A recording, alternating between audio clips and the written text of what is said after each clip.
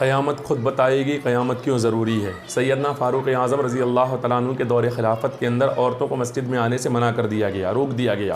لیکن اس کے باوجود ایک فرقہ ہے اہل حدیث جو اپنے آپ کو کہتا ہے سیدنا فاروق اعظم رضی اللہ تعالیٰ عنہ کی مخالفت کرتے ہوئے، اس نے تمام امت کی مخالفت کرتے ہوئے عورتوں کو مسجد کے اندر لے کر گیا، لیکن ان لوگوں نے پھر بھی اتنا کیا کہ عورتوں کا پورشن الگ رکھا، مردوں کا الگ رکھا، یعنی عورتیں الگ جگہ نماز پڑھیں گی، مرد الگ جگہ نماز پڑھیں گے۔ لیکن اللہ اکبر، دیوبندیوں کی خباثت ملاحظہ فرمائیں، اس قدر خبیث قوم ہے یہ دیوبندی۔ دیکھیں آپ ملاحظہ فرمائیں کہ ان کی حالت کیا ہے۔ یہ دیوبندی قوم ہے جو اپنی مسجدوں کے اندر عورتوں کو لے کر آتی، ایک بار نہیں کئی مرتبہ یہ انہوں نے مسجد کی حرمت کو پامال کیا، عورتوں کو لا کر ان سے دعائیں کروائی گئی اور ان کو لا کر کے مسجدوں کے اندر بٹھایا گیا۔ یہاں جب ہم عورت کہتے ہیں تو چونکہ یہ ٹرانسجینڈر عورت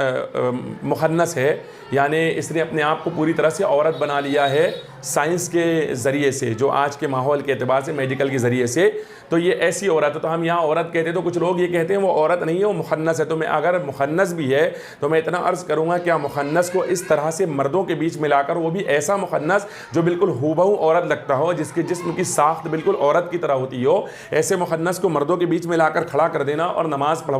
پڑھنا یا ان سے دعائیں کرنا، کیا یہ صحیح ہے؟ کہ یہ جائز ہے؟ کیا مخنثوں کو اس طرح کی اجازت ہے؟ اور مخنث اگر ہے تو پھر ایسا مخنث جو عورتوں کی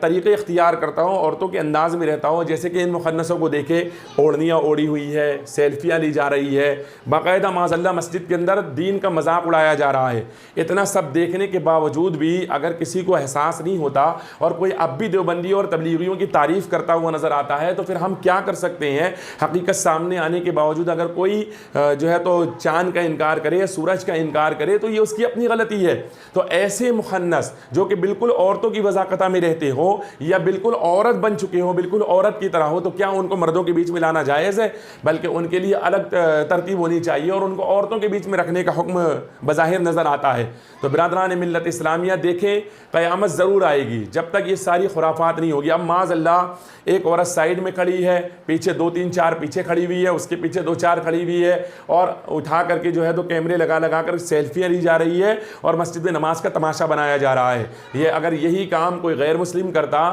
تو مسلمان ہاہاکار مچا دیتے، لیکن ان مسلمانوں پر افسوس ہے کہ داڑھی والے ملے اپنے آپ کو مسلمان کہلانے والے یہ دیوبندی وہابی اس طرح کی حرکتیں کر رہے ہیں۔ ایک مرتبہ نہیں کئی مرتبہ مسجد کی حرمت کو پامال کر چکے، لیکن پھر بھی ان سے بچنے کی کوئی کوشش نہیں کرتا، بلکہ اگر ہم بتاتے تو ہم کو برا بھلا کہا جاتا ہے۔ تو برادران ملت اسلامیہ اپنے ایمان کی سلامتی کی فکر کریں، اپنے آپ کو دیکھیں کہ ایسے لوگوں سے بچ کر رہیں جو آپ کے ایمان کو تباہ کر رہے ہو، آپ کے ماحول کو تباہ کر رہے ہو، ورنہ یاد رکھیں قیامت ضرور آئے گی اور قیامت خود بتائے گی قیامت کیوں ضروری ہے۔